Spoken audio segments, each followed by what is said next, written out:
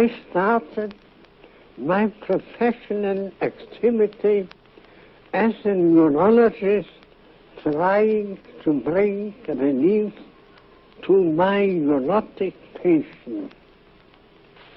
Under the influence of an older friend and by my own efforts, I discovered some important new facts about the unconscious in psychic life, the role of instinctual urges, and so on.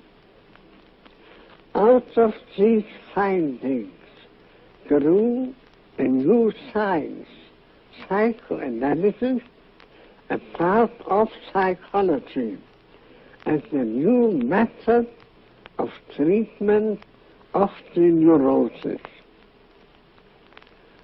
I had to pay heavily for this bit of good luck. People did not believe in my facts and thought my theories unsavory. Resistance was strong and unrelenting.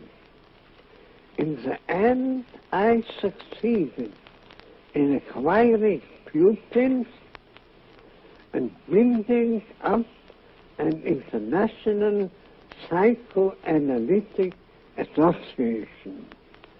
But the struggle is not yet over. Sigmund Freud